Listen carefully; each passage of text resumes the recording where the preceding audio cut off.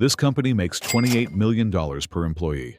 More than Apple, more than Google, more than anyone in tech. Its founder dropped out of Harvard, started the company on his wedding day, and built a $10 billion empire with just 350 people. This company has no bosses, none. Desks are on wheels, so employees can roll to a different team whenever they feel like it. Once, a 20-year-old hacker broke into their servers and stole their most valuable game. When he got caught, he wrote a letter apologizing and asked for a job. The founder replied, "Come over, let's talk."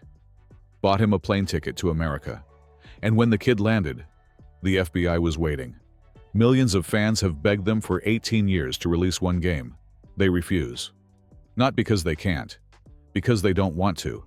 And yet, they control 75% of all PC gaming on the planet. This is Valve, a company that makes no sense. And this is the story of how you can break every rule in business and still become the most successful in your industry. To understand Valve, you need to understand one man, Gabe Newell. In 1980, a brilliant kid from California got accepted to Harvard. 3 years later, he dropped out. Why? Because a guy named Steve Ballmer, future CEO of Microsoft, gave him one piece of advice: do something useful. So Newell did. He joined a small company called Microsoft, employee number 271. For 13 years, Newell helped build the foundation of modern computing. He worked on Windows, led entire divisions, became a millionaire from stock options. Then, in 1995, something strange happened. Microsoft gave him a weird assignment: port a video game called Doom to Windows 95. See, PC gaming was still stuck on DOS. Microsoft needed to prove Windows could handle games. Newell dove into the code, and what he found changed everything. id Software, the tiny team behind Doom, was just 12 people. No massive sales force, no retail deals. They distributed their game through bulletin boards and shareware. And yet, they had created the most widely distributed software in the world. Newell saw the future. Software wasn't going to be controlled by corporations anymore. It was going to be controlled by people who understood what consumers actually wanted.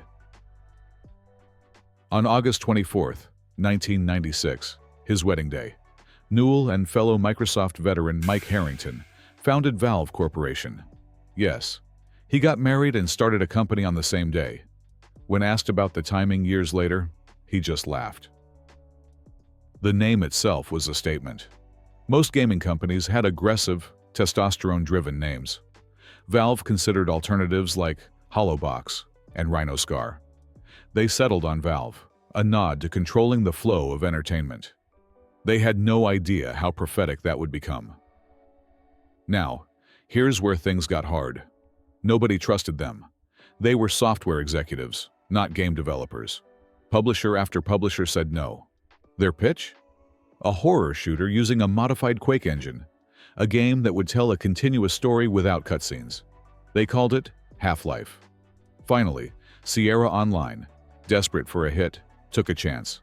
One game deal. The team got to work. They licensed the Quake engine and modified it so extensively that 70% of the code was completely rewritten. Their new engine could do things nobody had seen before: skeletal animation, advanced AI, immersive storytelling. By mid-1997, Half-Life was essentially finished. The team was exhausted, ready to ship. Then, something happened that would define Valve forever. They did a final playtest, and collectively realized the game wasn't good enough. Not bad, not broken, just not revolutionary. So they threw it all away, scrapped everything, started over. Most companies would have shipped anyway. Deadlines, investors, bills. But Newell had something most founders don't: enough personal wealth to fund development himself. "I promise to fund it myself if necessary," he said. 1 year later, November 19th, 1998, Half-Life dropped. And overnight, everything changed. Over 50 Game of the Year awards. Millions of copies sold. A revolution in video game storytelling. But perhaps more importantly, it proved Newell's philosophy: quality over deadlines, vision over corporate pressure. Here's something most people don't know. Half-Life's success wasn't just about the game. It was about what came after. Valve released tools that let anyone modify the game, create new maps, new characters, new experiences. One mod stood out. Created by a Vietnamese-Canadian university student named Min Le, online handle Guzman. He was supposed to be studying computer science. Instead, he spent 20 hours a week building a tactical shooter. He'd never met his co-creator, Jess Cliff, in person. They collaborated entirely through chat. Their mod was called Counter-Strike. Terrorists versus counter-terrorists. No story, no aliens, just pure competitive gameplay. First beta, June 1999. Within months, more players than any other Half-Life mod. Within a year, more players than Half-Life itself. Valve made them an offer. Come work for us. We'll turn Counter-Strike into a real game. Lei was still in university. He agreed anyway. Brilliant move. Counter-Strike would become one of the biggest franchises in gaming history. Today, Counter-Strike 2 has over 30 million monthly players. But that wasn't even Valve's biggest play. There was a problem gnawing at Newell. Every time Valve wanted to update their games, fix bugs, add features, they relied on players manually downloading patches. Most players didn't. Worse, selling through retail meant cutting deals with publishers, shipping physical discs, losing 30, 40, 50% of revenue to middlemen. Newell saw a better way. Deliver updates automatically. Sell games directly to players. No middlemen. In 2002, he announced their solution at the Game Developers Conference. He called it Steam. Here's the thing about revolutionary ideas. They usually sound stupid at first. Steam, a mandatory client to play Valve games, was met with outrage. Gamers called it DRM, a corporate power grab, an unnecessary hassle. When Steam launched in September 2003, the servers crashed immediately. Players locked out, forums exploding with hate. But Newell had a secret weapon, Half-Life 2. 6 years in development, one of the most anticipated games ever. And when it launched in November 2004, it required Steam. Millions of players who just wanted Half-Life 2 were forced to create accounts, install the client, link their purchase to Valve's servers. Slowly, grudgingly, they saw the benefits. Automatic updates, cloud saves, a growing library from other publishers. Newell was right again. I'm not talking about one or two people telling us it wouldn't work, he recalled. 99% said digital distribution would never happen. By 2011, Steam controlled over half the digital PC market. Today, 75%. Over 130 million monthly users. Now here's where Valve's story gets weird. After Half-Life 2, Newell made a decision that baffled the business world. He eliminated management completely. No bosses, no job titles, no hierarchy. Every employee, except executive leadership, chooses their own projects. Teams form organically. Desks have wheels, so people can roll to different parts of the office. They call it Flatland. Their employee handbook says it explicitly. We've been boss-free since 1996. Welcome to Flatland. Management experts said it couldn't work. Business schools used Valve as an example of what not to do. But Newell had a theory. Hire the best people in the world, and management just gets in the way. Smart people don't need to be told what to do. They need to be trusted. The results? Portal, Team Fortress 2, Dota 2, Left 4 Dead, the Steam Deck. But radical experiments have consequences. In 2023, people make games released an investigation into Valve's culture. What they found was complicated. Multiple employees described a shadow hierarchy, informal power structures that emerged without official titles. Popular employees got their projects resourced. Unpopular ones couldn't. The structure also created what one former employee called stack ranking compensation. Every year, employees evaluate each other. Those rankings determine salary. The result? Some became reluctant to take risks. They'd work on safe, visible projects near review time, not necessarily the most important ones. And then, there's the elephant in the room.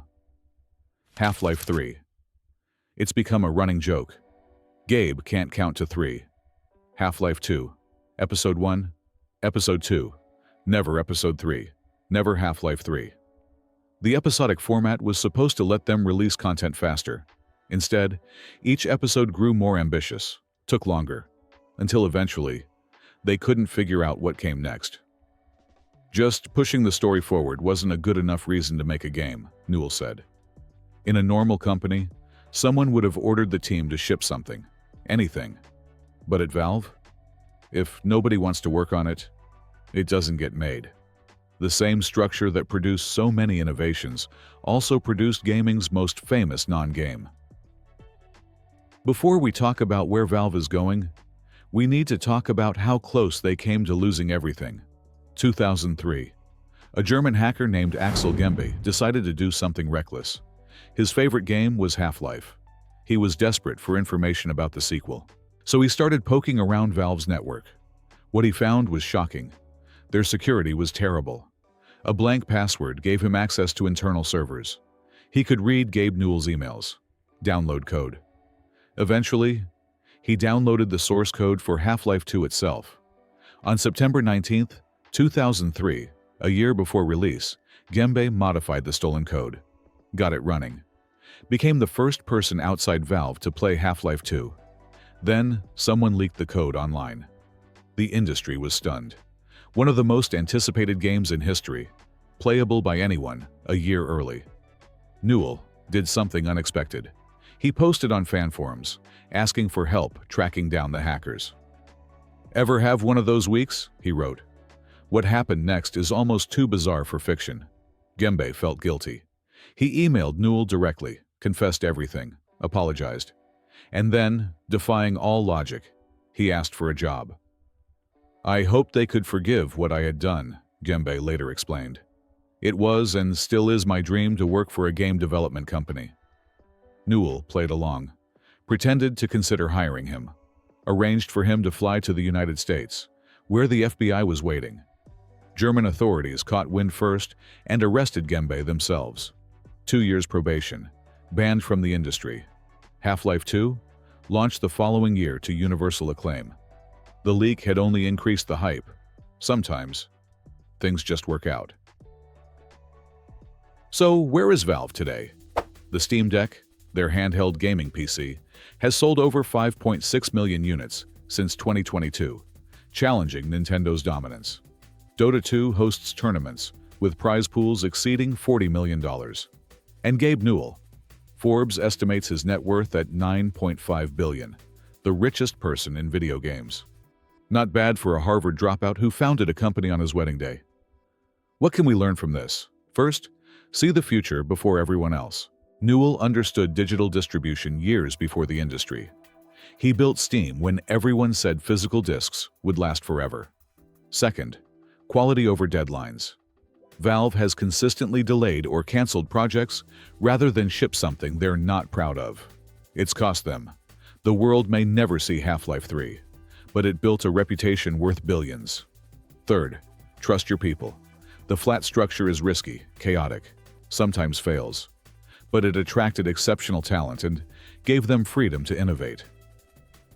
At the end of the day, Valve is an anomaly, a company that defies corporate logic. That makes games only when inspiration strikes. That built a digital empire almost by accident. Mike Harrington, the co-founder, sold his stake back in 2000 and walked away. He could have been a billionaire. Instead, he became a footnote. Newell stayed, bet everything on his vision, and won. Will we ever see Half-Life 3? Maybe. Valve insiders hint more Half-Life games are in development. The success of Half-Life, Alex in 2020 proved they can still innovate.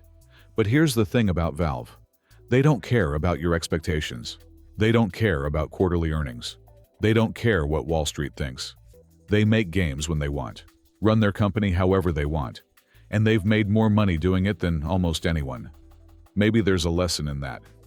Or maybe Gabe Newell is just the luckiest dropout in history.